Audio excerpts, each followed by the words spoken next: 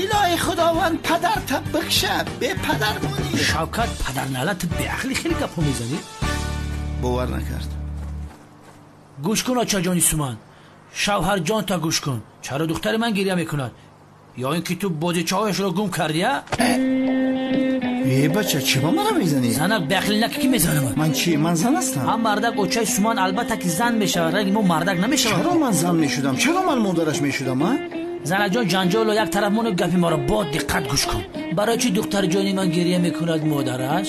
یا که تو رو زدی همین خیر؟ دعا کن که این کودک یتیم است وگرنه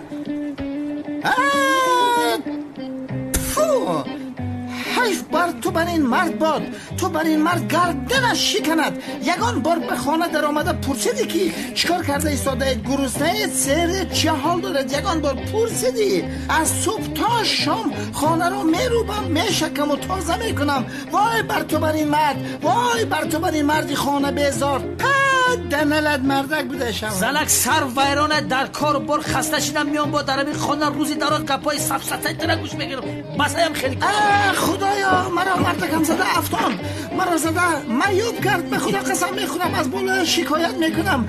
همه خیل مردک بودن نبودنش خوبتر از بیزارم از رویش. گوشو مینه من خوردی خدا بگیرد تو باری زنکه.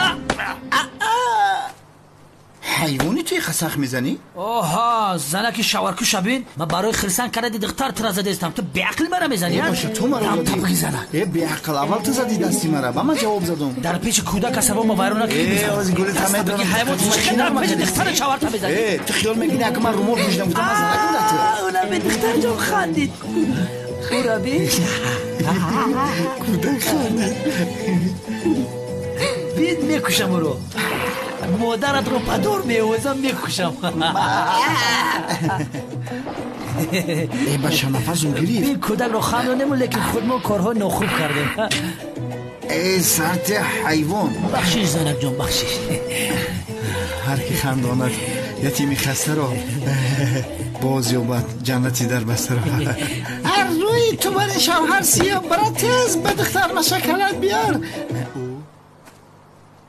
ای تو چیکار کردی؟ از پشت تو شده دست لختک کند آخره؟ ناخواست شد. بیا تو هم بایمه بد نکن. این دیگر در جایش نمیچسبد. یا خدایا سومان دخترم گریه نکن. من پگو از این دیده زیباترش رو برای تو میخرم. 10 تا بخر 10 تا. حاضر بیاره. تمام خیال که باشد پروا نکن. من پگو نزد لختک فروش رفته از این لختک 10 دانه میخرم. من حاضر بازی کردن میخواهم. میگه حاضر بخره. در این نیم شب بازار کاروان شدگی باشه. به خدا لیوا من در 45 رفتم یگان بار ندیدم که بازار کاروان شود کار کنم. سومان لختک را با سپرکله نمیشود.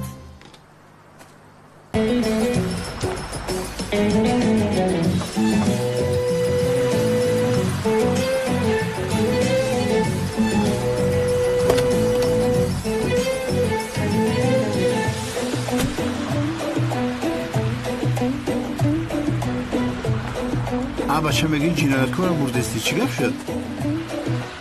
وای میگویم که نکنی. چی کار میکنی؟ شوکت قلفی مغازین برای ببین زنکت میگیره.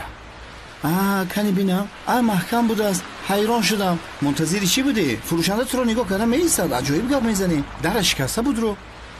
به عقل من پلیس هستم. در کجا دیدی که پلیس در این مغازه در بسته رو شکسته به درون در اومده دوزی کرده است؟ سرسته نگو لیوا. ما از خونه برای چی بر اومدیم؟ تو با اون کودک وعده کردی که لختک میگیرم باز 10 تا گفتی. بین منتظر است بیچاره. در رو شکسته به درون درو. یا خدایا هم مردک من پلیس دم همین کارو مرا نمیزیبه. مرا میزیبه همین خیلی نه؟ مرا میزیبه. ما از مادر دوست به دنیا آمدیم همین خیلی من میدرایم. زنک بخیل نکن بست. یکی در مغازین میدره پلیس میخپد. سو من به مادر میمونم من به زن میمونم بعد چه خیلی میشه کارو بود. از برای خدا لیوا از برای خدا به من جواب ده. ما در همین نیمی شب در همین برف برای چی آمدیم؟ دزدی که نکنیم برای چی آمدیم؟ به خدا نمیدونم شیف خو حیران شدم. ولی اگر لختک نبریم سومان بسیار زیق میشود. همین خیلی البته زیق میشود. بین کودک بیچاره منتظر است. به خدا لیوا بسیار فکر نکن. در رو شکسته به درون درو. وقتی برآمدن در روی میز مکتوب نوشته گذار میرویم. چه خیلی مکتوب شوقا؟ نویس که خاله جان مگزین تا ما غارت کردیم بخشش زیاد. دیگر چی مینویسی؟ نویس که چیزی گرفتم اومدم من پولش رو پگاه میسپارم. این مردانه‌وار است. تمام. شوکت یک لحظه. من در این مغازه رو کشوده نمیتونم. چه خیلی میکشم؟ این رو با من گذار. منتظر شو.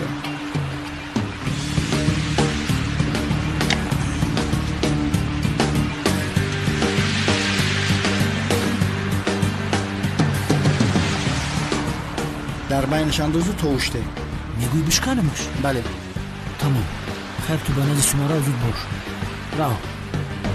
اوف. انشاءالله یگان شناس ما رو اینجا نمیبیند ها.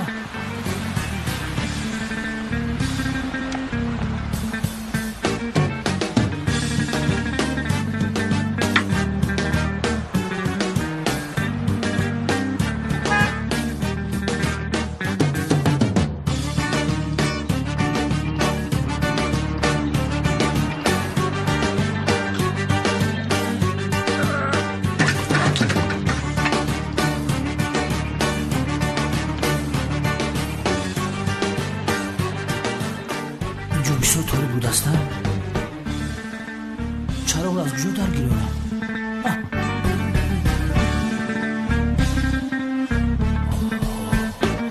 عجبا لختک ها در کجا باشنده؟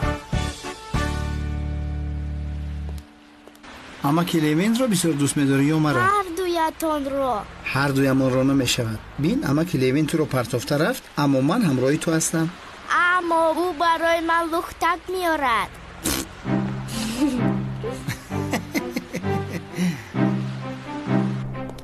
کنی بینم نه اینها رابطه هست. بوده چای بچگان سیلا نه اینها نمی شود. آن اینها خیلی سمان اینها را بسیار دوست می دارد. اینها را گیرم هر خیلی گوناگون گیرم. بله اینها می گیرم. با خدا سمان اینها را دوست می دارد. پیانینا. در کودکی پیانینا را دوست می داشتم لیکی پول نداشتم. حالا این را می گیرم برای خودم می گیرم. در کودکی ما خیلی بوده چو از کجا بود. بنیامون کشاد پمپ زنه داشتیم می گشتیم. تسلیم شو پلیس. بچه آرام باشید ما هم کارمند ارگانی. کمیسر لیوین؟ بله خسته نباشید بچه ها. من برای صاحب مغازه مکتوب نوشتنی بودم ولی شما آمدید خوبتر شد. یک از شما در این مغازه میمونید. پگاه همراه صاحب مغازه صحبت کنید. ضرری در شکسته و پول این بازیچه ها را سردارم لیوین پرداخت میکند میگوید. فهمو سردارم. تمام یگان بازیچه در که باشه بگیرید من پولشو میدم. رحمت سردارم.